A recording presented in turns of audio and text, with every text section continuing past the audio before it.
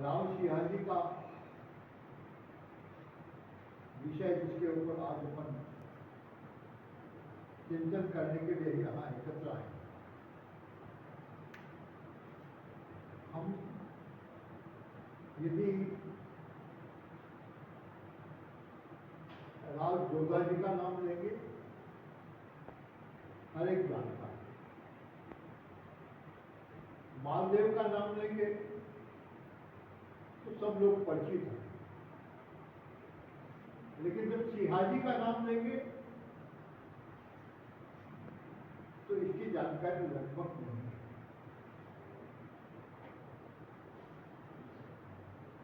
राव जोधा जी नहीं, राव मालदेव नहीं, तो इनका सारा अस्तित्व ही राव सिंहाजी के आस्थान पर खड़ा है।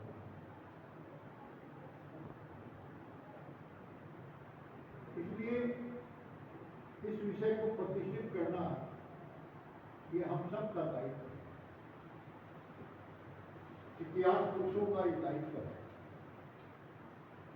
दूसरी एक बात और इस विषय में मैं कहना चाहूंगा कि जोधपुर से प्रतिहार वंश का उदय हुआ और प्रतिहार वंश ने कन्नौज को जाकर के अपना साम्राज्य विशाल स्थापित किया और संपूर्ण उत्तर भारत में राजनीतिक स्थिरता प्रदान की। एक शक्तिशाली साम्राज्य खड़ा किया कि विदेशी आक्रांताओं की हिम्मत भारत के सब आंख उठाने की भी नहीं हुई। और राव सिंहाजी जो कन्नौज से यहाँ आए, जोधपुर आए और राठौड़ वंश को स्थापित किया, और इस राठौड़ वंश ने एक ऐसी स्थिति पैदा की कि जब दिल्ली के सुल्तान को भी कहने के लिए बाध्य होना पड़ा कि मुट्ठी भर बाजरे के लिए मैं हिंदुस्तान की सल्तनत खो देता। एक प्रतिहार वंश था जो मारवाड़ से चलकर के कन्नौज गया, एक राठौड़ वंश जो कन्नौज से चलकर के मारवाड़ आया, और दोनों ही ने जबरदस्त शासन स्थापित किया। राव सिंहाजी के बारे में जब हम चर्चा करते हैं, इतिहास की पुस्तकों में पढ़ते हैं, तो भिन्न भिन्न मत मिलते हैं। एक मत यह आया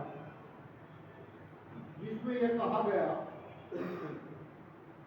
कि राव सिंहाजी गहरवाड़ थे, कन्नौज के थे और जयचंद के वंशज थे। अब ये किस प्रकार कहा, क्यों कहा, बड़ा कठिन है कहना, लेकिन एक भ्रांति उत्पन्न की गई। जबकि राव सिंहाजी राष्ट्रकूट वंश के थे और राष्ट्रकूट वंश से जो दक्षिण भारत का और मान्य क्षेत्र की राजधानी थी, बड़ा विशाल साम्राज्य भी उन्होंने स्थापित किया था और एक बार नहीं अनेक बार उत्तर भारत के राजाओं को उन्होंने परास्त किया। इसलिए नहीं कि वो एक अपना साम्राज्य स्थापित करना चाहते थे, तो इसलिए कि वो उत्तर भारत के राजाओं में अपना प्रभाव स्थापित करना चाहते। और इसी घटनाक्रम में से ये राव सिंहाजी का प्रसंग हमारे सामने आता है।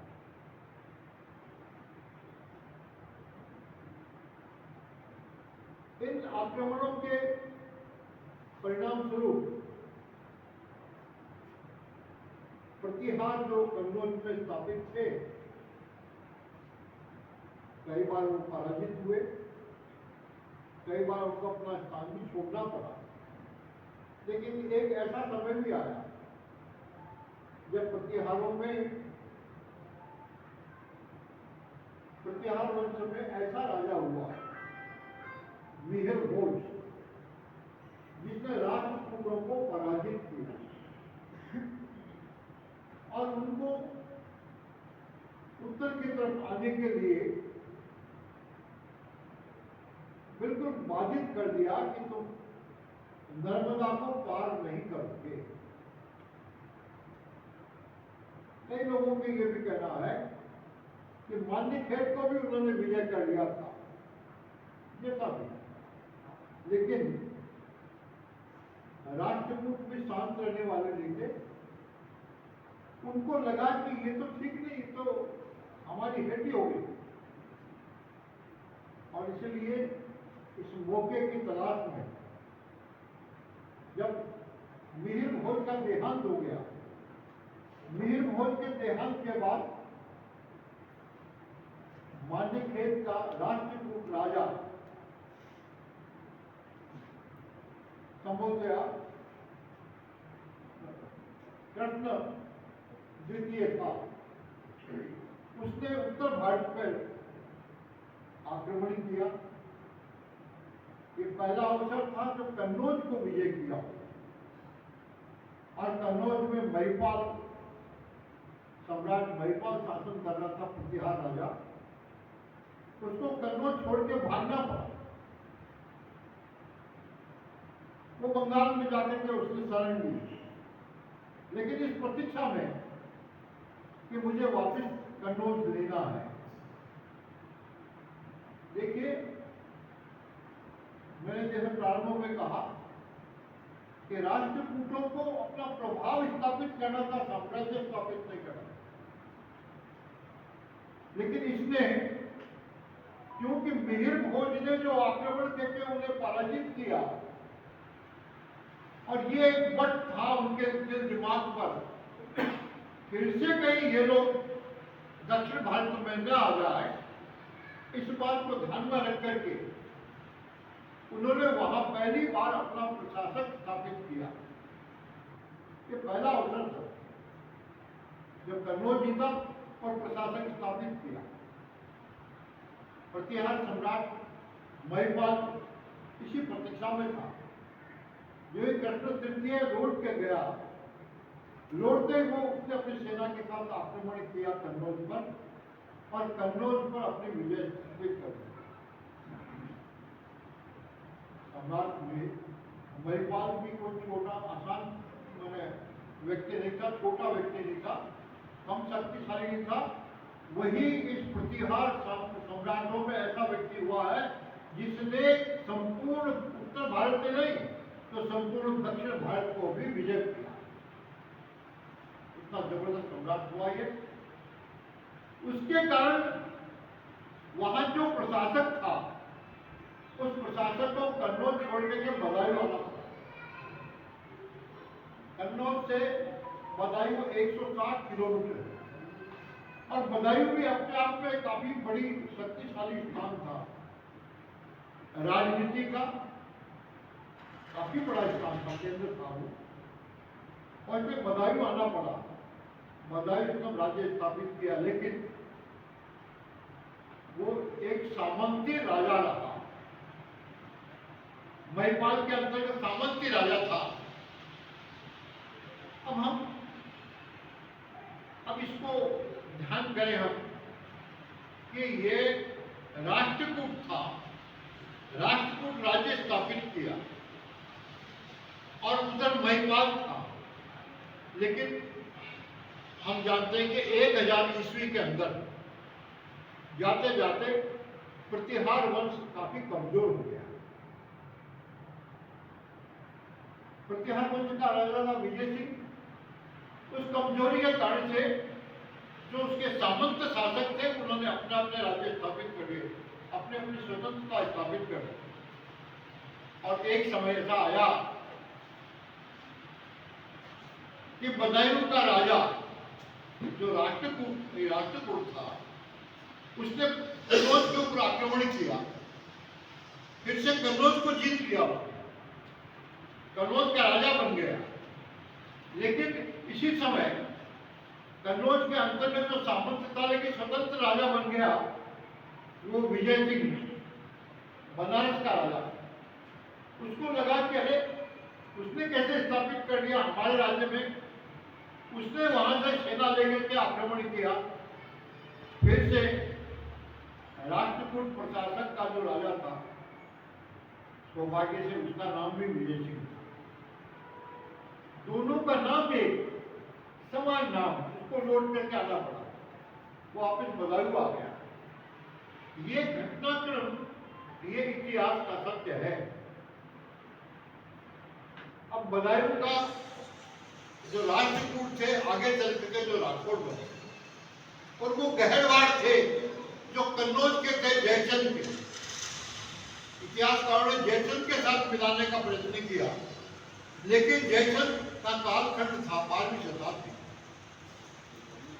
और उसका कालखंड था 12वीं शताब्दी, और इसका कालखंड राव सिंहाजी का आप जानते हैं 1268, अभी कहा 1267, 13वीं शताब्दी। तो 13वीं शताब्दी में और 12वीं शताब्दी में तो अंतर होगा ही होगा, तो दोनों का तालमेल नहीं हो सकता कि वो कन्नौज से चल के आ गए। डॉक्टर माथुर एक इतिहासकार है जिन्होंने कई सारे उदाहरण दिए, प्रसंग दिए, और प्रसंग देते हुए उन्होंने ये कहा कि भाई उनका कन्नौज से राष्ट्रकूट के एक शाखा बदायूं आ गई और एक शाखा मारवाड़ आ गई। ये संभव नहीं, क्योंकि उस कालखंड में इस कालखंड में 200-250 वर्षों का अंतर आ जाता है। ये एक प्रश्न है जिसको मैं आपके सामने रखना चाहता था कि राष्ट्रकूट जो राठौड़ हुए, जो बदायूं के थे, और गोड़ गहरवाड़ जो कन्नौज के थे, जिसमें जयचंद हुआ आगे चल करके, दोनों अलग अलग वंश थे। दोनों का एक दूसरे के साथ किसी प्रकार का संबंध नहीं था। यह भी एग्जाम्पल मिलता है कि गहरवाड़ विजय चंद्र की जो पत्नी थी वो राष्ट्रकूट वंश की थी। तो राष्ट्रकूट में यदि दोनों ही गहरवाड़ होते तो शादी नहीं होती। तो एक राष्ट्रकूट था, एक गहरवाड़ था, तो उनका विवाह संबंध भी हुआ। ऐसे भी ऐतिहासिक तथ्य उपलब्ध होते हैं। अब जब एक बात ये स्पष्ट हो गई, अनेक तथ्य मैं आपके सामने भी नाम नहीं ले, डॉक्टर हीराचंद ओझा, डॉक्टर रमाशंकर त्रिपाठी, डॉक्टर हेमचंद्र राय, डॉक्टर माथुर, डॉक्टर गोपीनाथ शर्मा, इन सब ने इस बात को कहा कि भाई वो राष्ट्रकूट थे, राष्ट्रकूट से राठौड़ बने, लेकिन जो इस गहराई में नहीं गए और ऊपरवाड़ी से जिन्होंने देखा, नाम के आधार पर इन्होंने तय किया, उन लोगों ने इस प्रकार का भ्रम उत्पन्न किया। उसमें हमारे इतिहासकार नैन्सी भी हैं, उन्होंने भी ये बात की थी कि ये गहरवाड़ यहाँ जयचंद के वंशज थे, जयचंद के वंशज ही थे। क्यों कि जयचंद के अंदर तो कोई भाव दूसरा होगा, लेकिन राष्ट्रकूट और राठौड़ों में इस प्रकार का संस्कार नहीं था कि जो देश के साथ विघात की स्थिति उत्पन्न कर सके। अब मैं आपको इस विषय पर आता हूँ कि राव सिंहाजी राजस्थान में कैसे आए। आपका विषय चालू है। राजस्थान में कैसे आए, इस विषय को मैं आपके सामने रखने का प्रयत्न करता हूँ। देखिए, मोहम्मद गोरी का जो आक्रमण हुआ और तराइन का दूसरा युद्ध हुआ, तो तराइन के दूसरे युद्ध में पृथ्वीराज की पराजय हुई। पृथ्वीराज की पराजय होने के बाद गोरी बहुत घायल हो गया था, बहुत बुरी तरह से, और गोरी को अपने गजनी की चिंता थी कि वहां पर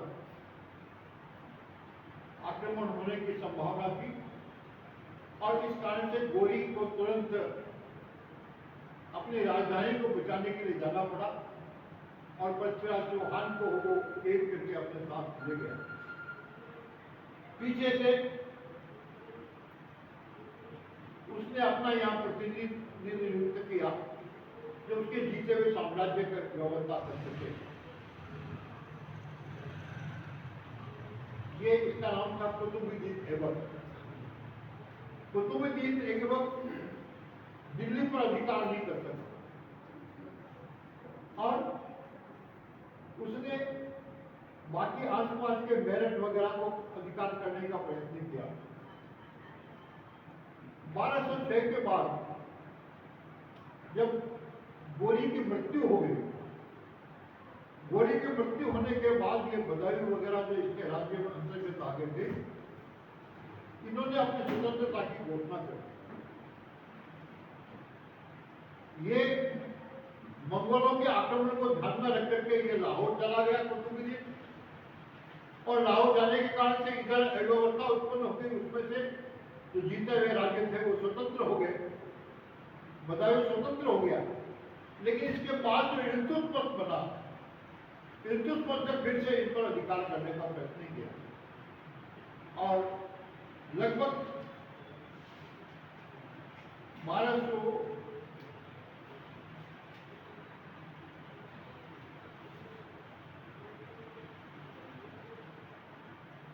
1228 के लगभग 1228 के लगभग इन्होंने वापिस अधिकार किया।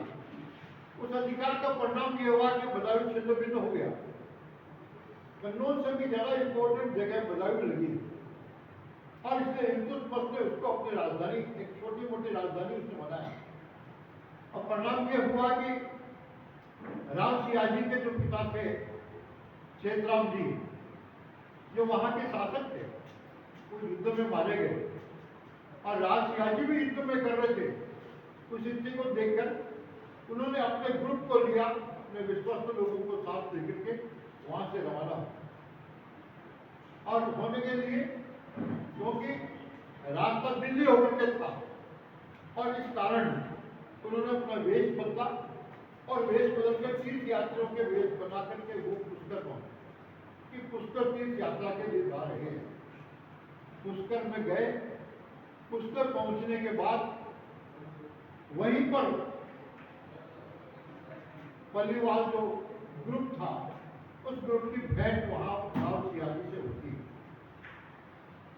राव सियाजी से भेंट होने के बाद चर्चा हुई, बातचीत हुई, तुमको लगा, क्योंकि पल्लीवालों को यह लगता था कि हमको कोई संरक्षक चाहिए, कोई ताकतवर व्यक्ति चाहिए, छोटी मोटी सेना चाहिए जो हमारे ऊपर दस्युओं के जो आक्रमण होते हैं, वीरों के जो आक्रमण होते हैं, उन आक्रमणों से हमारी रक्षा कर सके। और रक्षा करने के लिए उनको लगा कि ये व्यक्ति जो है राव सियाजी ताकतवर व्यक्ति है, अच्छे सैनिक है, मजबूत सैनिक है। तो उन्होंने उनको आमंत्रण दिया कि आप हमारे यहाँ पधारिए।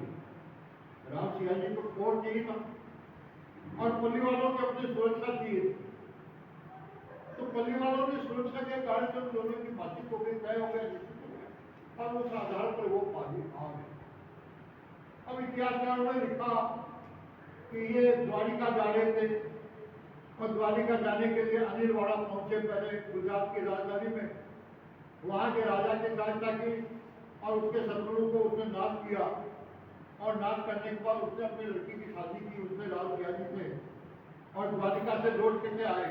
ये बात समझ में आती नहीं, इतिहास में ये बात समझ में नहीं आ सकती। इसलिए नहीं आ सकती कि गुजरात का चालुक्य राजा बहुत शक्तिशाली था, इतना शक्तिशाली था कि 2 बार उसने इन सल्तनत को पराजित किया, इन शासकों, मुस्लिम शासकों को पराजित किया कि उनकी हिम्मत नहीं हुई कि वो गुजरात के ऊपर आक्रमण करके उसको कब्जा कर सके। ये जो गुजरात की इतनी ताकतवर स्थिति थी, उस स्थिति में राव सियाजी वहां जाएंगे। राव सियाजी अपने साथ तो कुछ सैनिक लेकर के गए और वहां जाकर के उसके शत्रुओं को पराजित करेंगे। इतना कमजोर चालुक्य राजा नहीं, इसलिए ये बात समझ में आती नहीं बात। और अभी नए नए इतिहासकार हैं, भारतीय इतिहास संकलन से जुड़े हैं, हरिशंकर राजपुरोहित, एडवोकेट है जालोर में। उन्होंने किताब लिखी है पाली पर, पाली में किताब लिखी है, उसमें उन्होंने ये वर्णन किया है एक कि राव सियाजी छोटे छोटे बचपन में ये यशोधर पालीवाल, ये वहां राजगुरु थे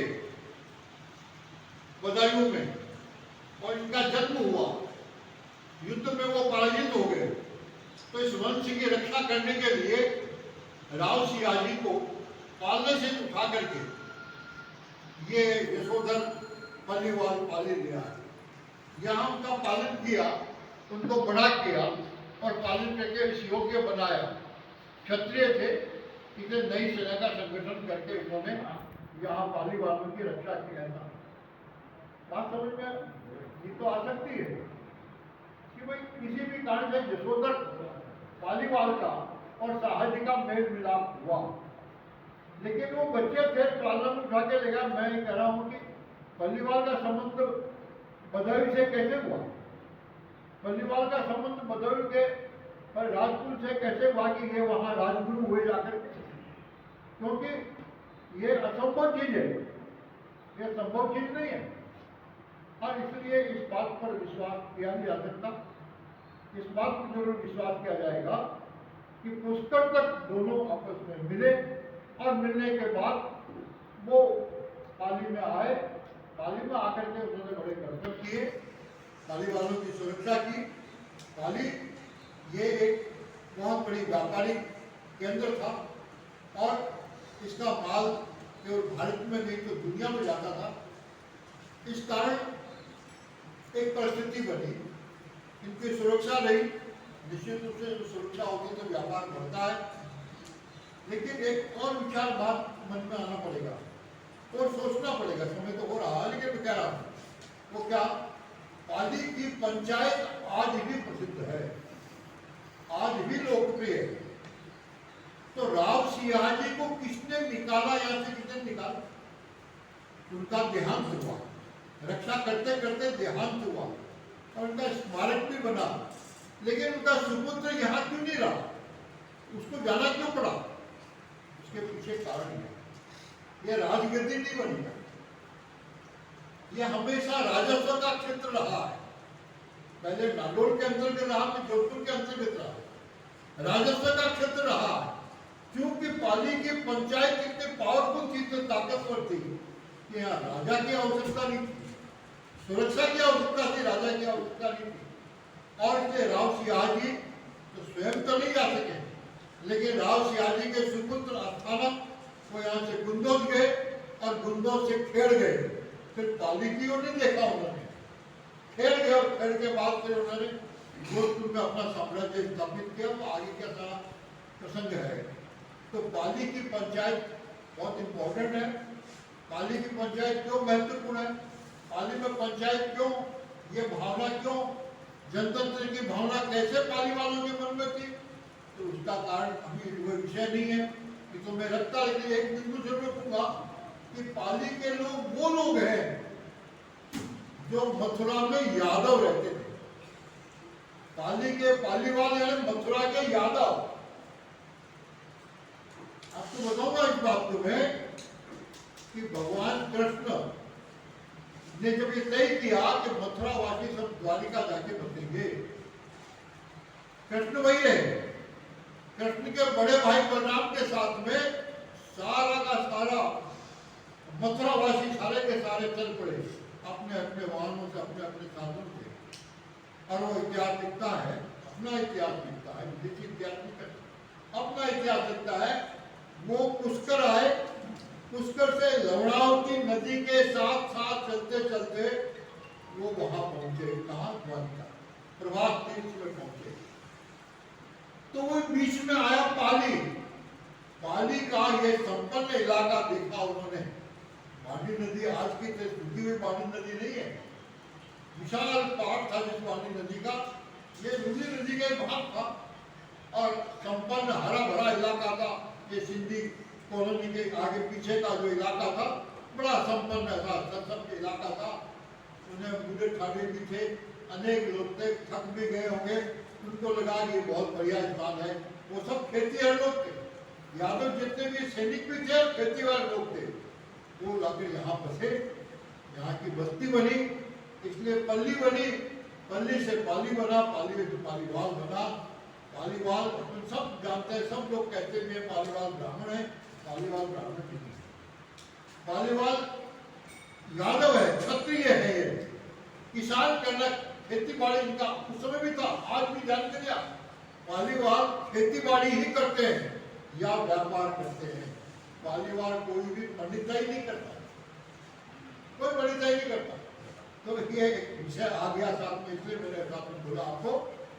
तो मेरा निवेदन यही है कि राव सिंह जी जिन्होंने राठौड़ वंश की स्थापना की, चाहे छोटे रूप में की, लेकिन उस राठौड़ वंश ने भारत में से विदेशियों के आक्रमणों को बड़ा जबरदस्त रूप से सामना किया, उनका मुकाबला किया और केवल इस क्षेत्र का नहीं तो दिल्ली की सल्तनत तक दहशत पैदा की। इतना साम्राज्य स्थापित करने वाला इतना ताकतवर व्यक्ति का पूर्व राव सिंह जी, उसको हमें स्मरण करना चाहिए, उसमें दिल दिमाग में